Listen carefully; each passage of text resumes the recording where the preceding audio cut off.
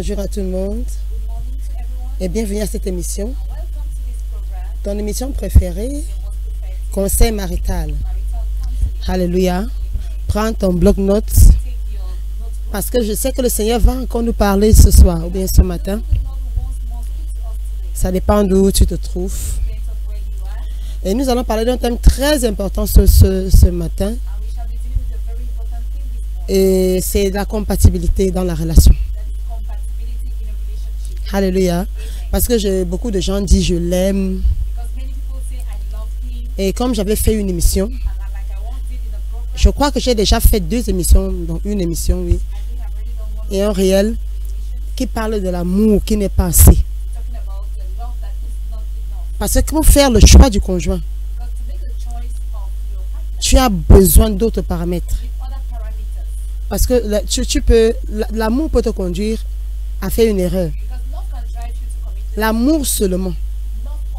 Tu peux tomber amoureux. Parce que, je peux dire quoi? L'amour peut t'induire à l'erreur. Pourquoi? Parce que l'amour n'a pas de frein. Il y a des filles, bien des hommes qui tombent amoureux d'un homme marié. C'est l'amour. Elle souffre. Donc, soit elle tombe amoureuse. Mais est-ce que quand il y a amour, tout est permis? Alléluia. Nous voyons la limite de l'amour. Donc, ne prends pas une décision de vie parce que tu as éprouvé un sentiment. Et j'aime toujours quand la Bible, là où la Bible dit que Salomon, conduit par l'amour, s'est attaché à ces femmes dont le Seigneur avait dit ne vous attachez pas.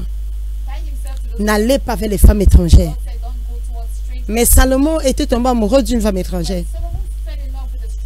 Une femme qui n'était pas hébreuse. Une femme qui était dans ce pays-là que le Seigneur détestait. Mais qu'est-ce qui s'est passé? Ces femmes l'ont éloigné du Seigneur. Donc ne me dis pas que tu vas prendre une décision juste parce que tu as senti les papillons dans ton cœur. Il y a des fois quand tu écoutes, tu vois quelqu'un, c'est comme si tu as arrêté de respirer. Ça peut arriver à tout le monde. Mais est-ce que ça doit être la force qui conduit ta vie? Qui t'amène à prendre une décision? Au-delà de ça, vérifie et si vous êtes compatible. Tu peux tomber amoureux, tu peux être une Déborah, une femme de front, une femme, tu peux être une chef d'entreprise, une femme dans le ministère, donc une femme qui est devant. Maintenant, tu tombes amoureuse d'un homme qui veut une femme au foyer. Parce que quand une femme est amoureuse, je suis amoureuse. C'est-à-dire qu'elle devient bête parce qu'elle est amoureuse. Excusez-moi, je ne t'insulte pas. Mais être bête, c'est quoi? Tu es aveugle. Tu ne réfléchis plus. On dit souvent que l'amour rend aveugle. J'ai déjà vu des filles qui sont aveugles. Et elles sont en train de regarder cet amour-là, les amener droit dans le mur. Alléluia. Donc, avant de prendre une décision de vie, regarde certaines compatibilités. C'est pour ça qu'en tant que jeune, tu dois être responsable très tôt. Parce que si tu ne sais pas qui tu es, tu ne sauras pas ce que tu veux.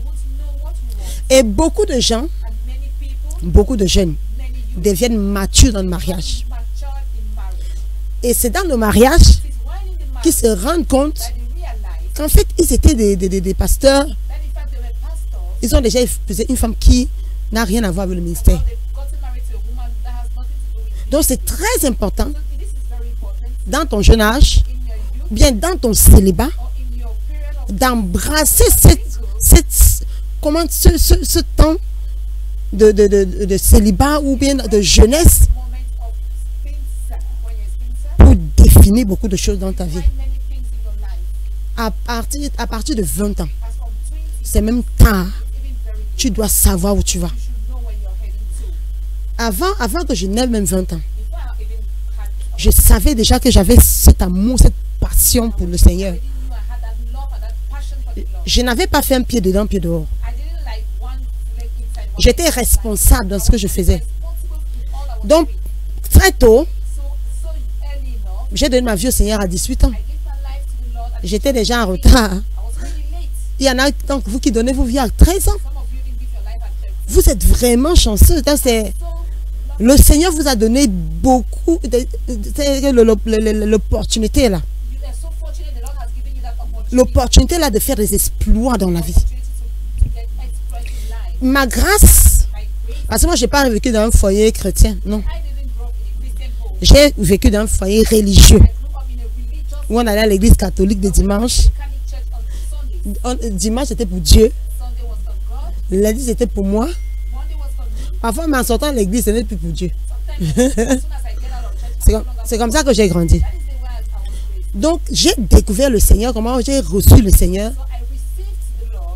en terminale. J'avais 18 ans, je voulais avoir, comment je convergeais, j'avais 19 ans. J'étais à 18. Non, mais après, dans la même année, j'allais avoir 19 ans après. Donc, c'est comme ça que je reçois le Seigneur avant d'aller à l'université. Et je suis tombée amoureuse. J'étais, waouh. Je suis tombée amoureuse complètement du Seigneur. De 18 ans à 19 ans, j'avais déjà une réelle relation avec le Seigneur. J'étais baptisée du Saint-Esprit. Tout ce que je voulais, c'est toi, Seigneur. Je courais après Dieu. En tant que jeune fille, tout ce que je voulais, c'était Dieu. Tout ce que je voulais, c'était Dieu. À 20 ans, dès que j'allais crescendo, ma relation avec Dieu allait de profondeur en profondeur. Donc, je me marie tôt en sachant exactement ce que je voulais. Ce que je savais, c'est que je ne pouvais pas épouser un frère qui n'aimait pas Dieu comme moi. Donc, ne te présente même pas devant moi. Si tu es un non-croyant, vraiment, c'est que même mes yeux te conseillent que erreur, bam, bam, bam, erreur. Tu ne peux. Moi, je sortais pour chercher les âmes. Tu es non-croyant, tu te places devant moi pour me draguer. Je vois ça comme une opportunité de te prêcher l'évangile. Est-ce que tu vois comme l'animal vient tomber dans son pied, dans le piège? J'étais le piège. Je te parle du Seigneur, c'est ce que tu sors de là. Tu vois deux. Ta tête tourne. Ça veut dire que si tu ramasses cette porte, on ne s'arrête jamais ici. Tu te contiens que cette porte, on ne s'arrête jamais. Donc je savais ce que je voulais. Quand je rencontre mon mari, la première fois que je rencontre mon mari, je ne savais pas parler anglais. Et comme ça, c'est lui qui devait m'interpréter. Il y avait un homme de Dieu qui venait d'Afrique du Sud. J'étais consumée par le Seigneur. Ah non, je suis allée faire la queue pour voir l'homme de Dieu. Moi, je ne savais pas parler anglais. Donc, on a dû l'appeler, mon mari, pour qu'il m'interprète. Et je lui dis, je veux servir Dieu. Mes yeux scintillaient. Après, j'ai dit à l'homme de Dieu, je want to serve the Lord. On parle. Après, l'homme de Dieu dit, you need a head. Ok. Et que tu as besoin de la tête. Que tu as besoin d'une tête. Où l'huile va couler. Donc, il dit, dans ton mari, quand tu vas te marier. Non, j'étais vraiment pas d'accord avec cette réponse. J'ai dit, non, mais je peux servir Dieu sans mari. je peux servir. Après, quand je parle avec l'homme de Dieu, mon mari a dit que non, je l'ai regardé. Je l'ai regardé comme, mais quand tu te mêles, j'étais déjà frustrée parce que comment il relie mon appel à un mariage? Comment? Tu vois, je ne comprenais pas comment je viens te voir, j'ai jeté un feu et tu me dis que j'ai besoin d'une tête où l'huile coule de la tête d'Aaron. Il va pas parler donc comme ça. Juste pour dire, je savais ce que je voulais. Tu dois savoir où tu vas. Et je n'étais pas prête à me compromettre. Et plus, j'avais près de 4 heures de prière par jour. J'aimais Dieu passionnément. Et mon slogan, pas un pas sans toi, Seigneur. Un moment, je dis, Seigneur, je veux ta volonté dans ma vie. Je veux ta volonté dans ma vie. Donc, beaucoup de frères sont venus vers moi. Mais quand je l'ai pesé spirituellement, ça n'allait pas. Mais quand j'ai rencontré mon mari, c'était le premier frère. On pouvait parler. C'est-à-dire que quand on parlait, non, on se comprenait. En fait, on s'est retrouvés après la scène d'interprétation. Après, un jour, je l'ai remarqué à l'église. Je ne le remarquais même pas. Voilà, après, nous sommes devenus des amis. On parlait du Seigneur, on parlait du Seigneur. Chaque fois qu'on se rencontrait, on parlait du Seigneur. Du Seigneur et du Seigneur et du Seigneur. Il était passionné, j'étais passionné. Il y avait d'abord cette compatibilité-là. Il y avait quelque chose.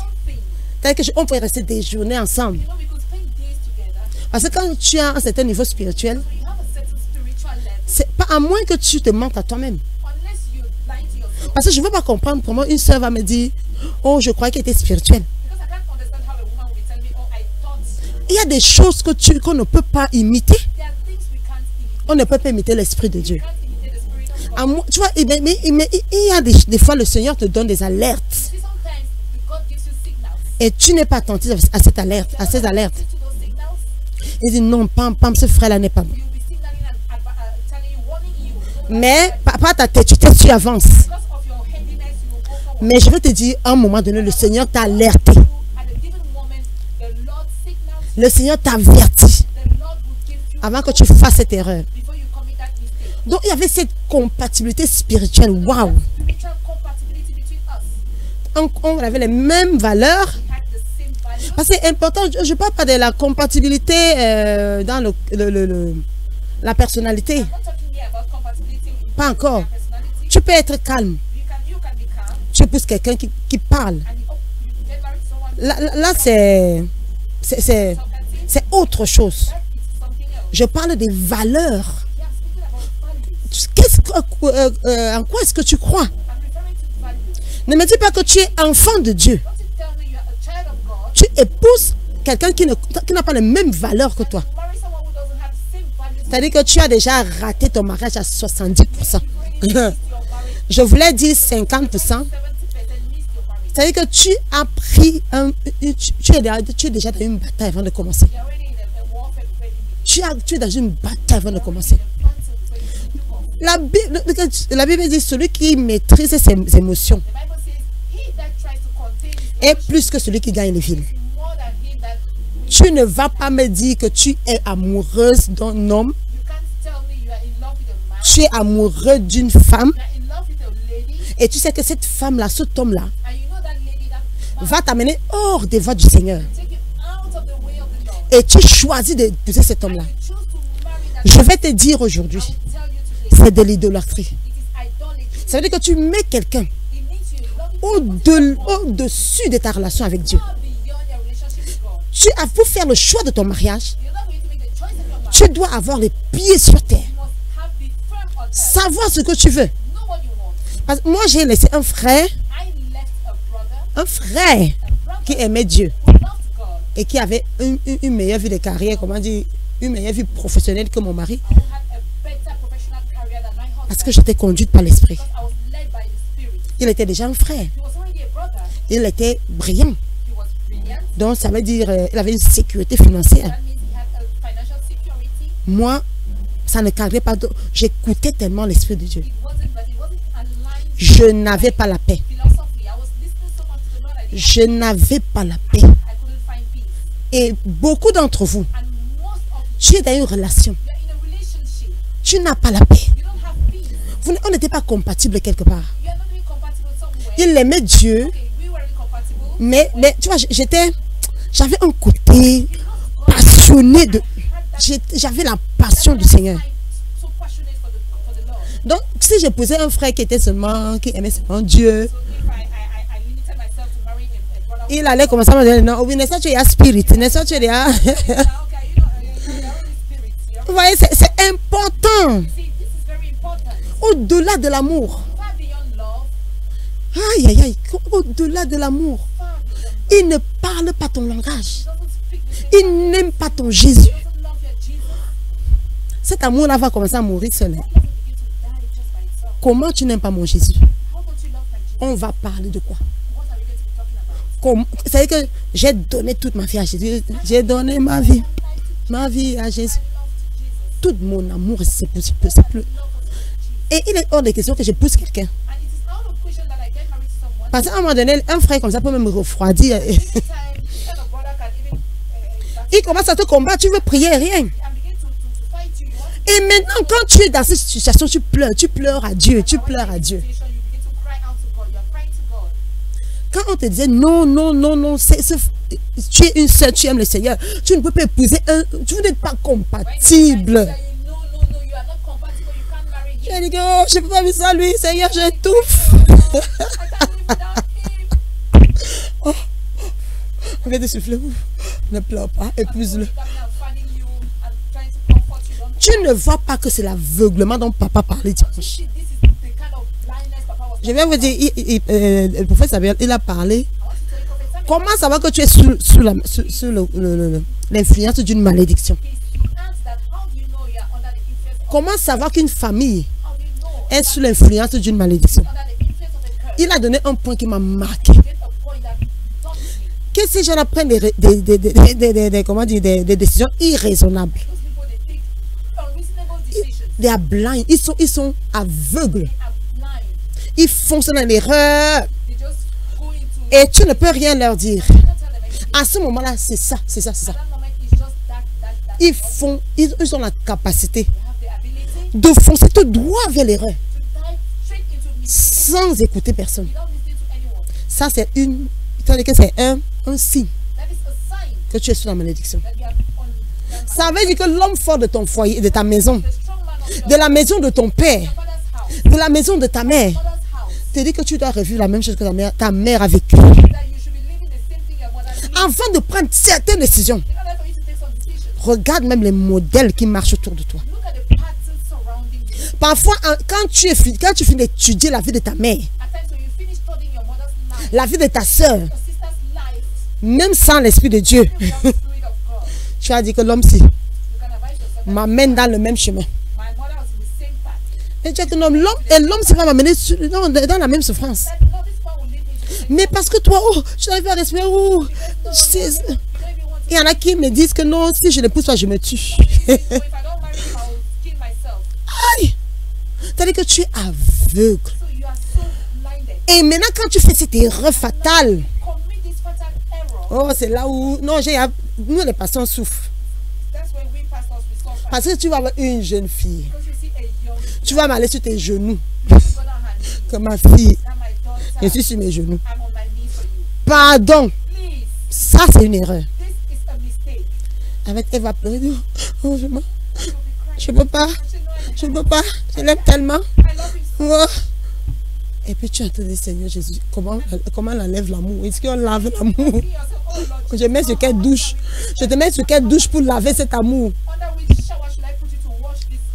Et pam, elle est dans l'erreur. Et je veux te dire, quand tu vas te marier, et que cet homme-là te sorte de ses griffes comme ça, la première chose qui va prendre la porte, that will take the door, that will go out. C'est l'amour dont tu parlais là. On va dire que tu l'aimes. Que je sais pas, moi. Parce que quand les pleurs vont entrer, la souffrance va entrer. On va te demander que tu n'arrives pas à respirer. Que je respire bien. Non, I'm breathing. I'm breathing. L'homme, si. Non, l'homme là. Tu vas commencer à parler français. Maintenant que tu n'es pas marié, tout se joue maintenant. Tu ne peux pas prendre une bonne décision. D'abord, si tu n'es pas spirituel. Tu dois avoir une relation avec Dieu. Dieu, c'est-à-dire que Dieu a déjà vu ta fin avant le commencement. Dieu sait exactement quel homme ira avec toi. Associe-toi à Dieu. Et maintenant, sois attentif. Non, c'est-à-dire que tu ne pouvais pas te placer devant moi. Un frère blagueur ne peut pas suivre devant moi. Parce que mon esprit d'abord tu vas m'ennuyer. Tout ce qui n'est pas vrai. Si tu t'assois ici, tu me parles. Tu n'es pas vrai. Pam, mon esprit va saisir ça. C'est pour ça que j'ai dit, si une sœur épouse un faux frère, c'est que quelque part, elle-même elle est une fausse sœur. Elle-même elle est une fausse sœur. C'est clair. Tu attires ce que tu es. Tu attires ce que tu es. Ne me dis pas que tu es dans une relation. Le frère te dit que oh, je prie et je jeûne 7 jours sur 7. Je lis 7 livres par jour, par semaine.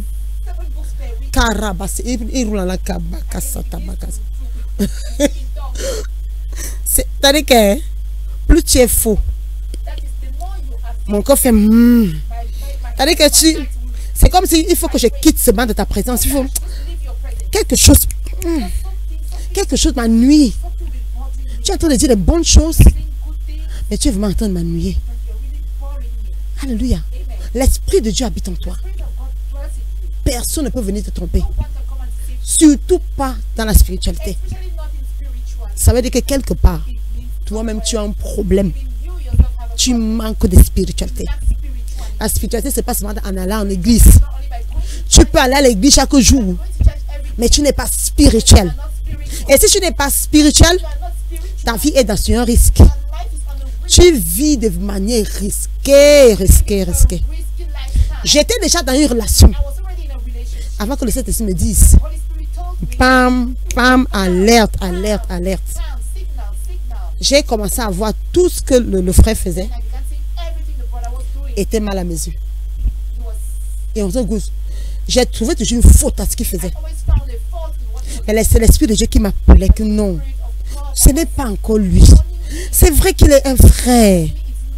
C'est vrai qu'il a une sécurité financière. Mais c'est pas ici que je t'attends. C'est pas ici que je t'attends. Vous n'êtes pas compatibles. Vous avez la même valeur. Mais en certain moment, tu es une femme de front. Est-ce qu'il va supporter ça? Pam, pam, pam. Alerte. Et j'ai commencé à chercher Dieu. Le Seigneur m'a dit non. Non. Donc c'est le choix de ton mariage, le choix de ton conjoint, c'est la décision la plus importante de ta vie. Et je peux te dire, noir sur blanc, ne me dis pas que je l'aime. Ça ne suffit pas. Est-ce que vous êtes compatibles? Si tu réponds à cette question. Est-ce que, tu vois, les gens qui, quand ils sont fiancés, se regardent les yeux dans les yeux. Comment tu es beau comme ça? Toi, tu es belle. Oh, beau. Comment ta robe? Au lieu de poser les vraies questions. Qu'est-ce que tu vois? C'est quoi ta vision? Où est-ce que tu vas? Alléluia. Quand tu vas poser des questions straight comme ça à certains hommes, ils vont commencer à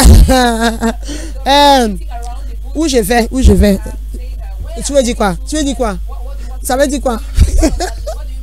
Parfois ça finit avec les problèmes parce que Le gars est dans les difficultés. On lui a dit que tu vas où? C'est quoi ta vision? Il n'arrive pas à te dire une phrase. Une phrase cohérente. Même Dieu dit que je te ferai une aide. Tu veux venir aider quoi? Quelqu'un qui n'a rien à aider. Il n'a rien. Que... Mais toi, tu vas donc venir aider quoi? Vous deux êtes dans la confusion. Il va te dire, oh non, non, non, moi, ma femme, elle doit se rester à la maison. Moi, je n'aime pas quand la femme travaille. Tu dis, je dis, non, non, moi, je vais tout... Quand tu poses les vraies questions, tu vas commencer à suivre les choses. Non, non, non, non, moi, je vais tout donner à ma femme. Hein. Elle sort pour faire quoi? Elle va faire quoi dehors? Hey, hey. Tu te vois dans les nations. Les nations. Conquérir les nations. Tu te vois comme une chef d'entreprise. Qui tu allais ouvrir des branches ici. On te dit qu'elle s'en fait quoi? La femme doit se rester à la maison. Donc l'homme a ce genre de mentalité. C'est-à-dire que des mentalités rétrogrades parce que tu vois, c'est un Africain, même les Africains l'appellent Africain. Fuis. Prends cet amour, non? Dis Seigneur, délivre-moi de cet amour, Seigneur, délivre-moi. Oui. Que ça devient ton nouveau sujet de prière. Faire les prières, les jeux de prière. Seigneur, délivre-moi. C'est la même chose que quelqu'un qui est spirituel. Ah, et tu aimes l'Esprit de Dieu. Et puis tu vas épouser un non-croyant. Et ton Jésus là-même, c'est quoi? C'est qui? C'est une personne, c'est un mythe. Moi, je crois que c'est un conte. Hey! Tu dis que non, c'est pas, c'est la réalité. Jésus existe. En beau. Hey. Mais pire encore, il y en a qui disent que non, moi je crois à la tradition. Hein. Pendant que tu es en train de croire à ton numéro, tu es en train de croire à ma tradition. Tu dis oui. Regarde ses yeux. Oh, ses yeux. Ah, sa bouche. Ça va la bouche là comme un mort pas toi. Les yeux là, tu vas jamais croire que ce sont les yeux là. Les mains là qui te giflent. Quand te donne un bam bam, tu dis que mais. Oui. Peut-être tu vas te réveiller à ce moment-là. Et il y a des fois je dis mais ne sois pas une Abigail. Hein. Parce que je me demande quand on décrit Nabal dans la Bible. Nabal. Et on décrit Abigail. Je dis comment les deux ci. Un fou et une femme gracieuse. Peut-être que le père d'Abigail a donné à Abigail un mariage. Parce que ça ne s'explique pas. Il est comme son nom. Il est fou. Nabal était fou. Stupide, idiot. C'est-à-dire qu'il était méchant. Abigail était gracieuse. Elle aimait le Seigneur. Nabal n'avait d'égard pour personne.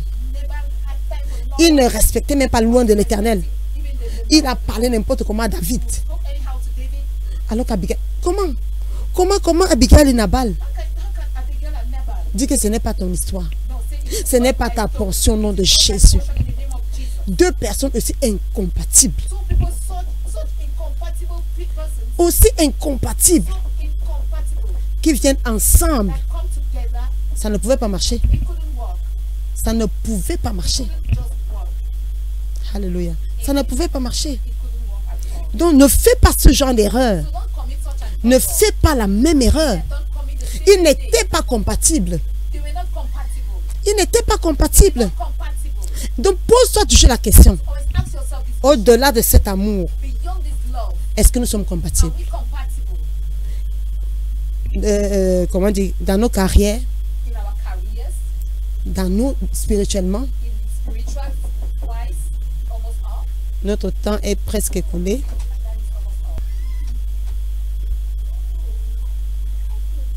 Alléluia, nous allons finir notre émission. Nous allons continuer prochainement. Que le Seigneur vous bénisse. Shalom, shalom.